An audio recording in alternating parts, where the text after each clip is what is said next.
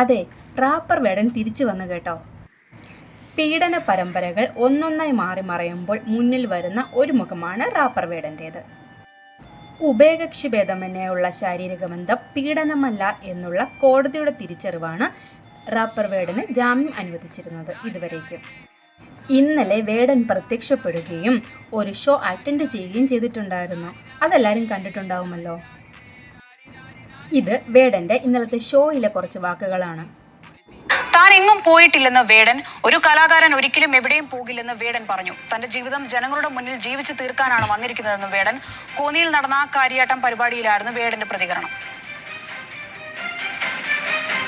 ആൾക്കാർ വിചാരിക്കുന്നത് വേടൻ എവിടെയോ പോയെന്നാണ്.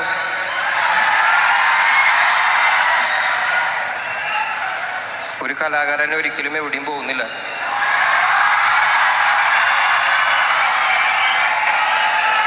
എൻ്റെ ഈ ഒറ്റ ജീവിതം ഈ ജനങ്ങളുടെ മുന്നിൽ ജീവിച്ച് മരിക്കാൻ വേണ്ടി തന്നെയാണ് വന്നിരിക്കുന്നത്.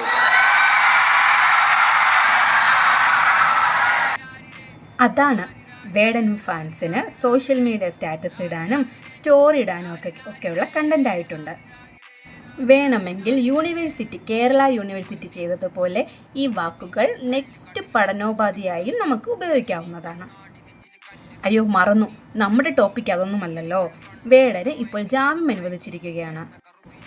ആ ഷോയും കഴിഞ്ഞ് വേടൻ നേരെ സ്റ്റേഷനിൽ വന്ന് ഹാജരാകുകയും തെളിവെടുപ്പ് നടക്കുകയും ചോദ്യം ചെയ്യൽ നടക്കുകയും നിയമപരമായി തന്നെ വേടൻ്റെ അറസ്റ്റും രേഖപ്പെടുത്തിയിട്ടുണ്ട്. അറസ്റ്റിന് ശേഷം മുൻകൂർ ജാമ്യത്തിൻ്റെ പേരിൽ വേടന് പുറത്തിറങ്ങാവുന്നതുമാണ്. പീഡിപ്പിച്ചെന്ന കേസിൽ ചോദ്യം ചെയ്യലിനായി റാപ്പർ വേടൻ പോലീസിന് മുന്നിൽ ഹാജരായി. തൃക്കാക്കര പോലീസ് സ്റ്റേഷന് മുന്നിലാണ് വേടൻ ഹാജരായത്. ജൂലൈ 30-നാണ് തൃക്കാക്കര പോലീസ് ബലാത്സംഗ കുറ്റം ചുമത്തി വേടനെതിരെ കേസെടുത്തത്.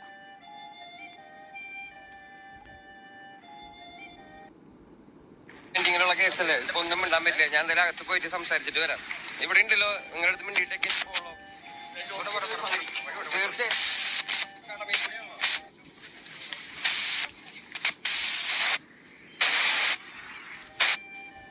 വിശദാംശങ്ങൾ വൈശാഖ് കോമാട്ടിൽ നൽകും. തൽക്കാലം ഒന്നും പ്രതികരിക്കാനില്ല എന്നുള്ള കാര്യമാണ്. ആരോപണങ്ങൾ അല്ല, എന്താരോപണങ്ങൾ എല്ലാം കഴിഞ്ഞ് ബന്ധത്തുമൊന്ന് വഷളാകുമ്പോൾ ഇഷ്ടപ്പെട്ട് ചെയ്തതൊക്കെ കഷ്ടപ്പാടുകളും ദുരന്തങ്ങളുമായി തീരുന്ന ചില സമൂഹമാണിത്. അവിടെ ഈ പീഡനക്കഥയും വന്നിരുന്നു എന്ന് മാത്രം.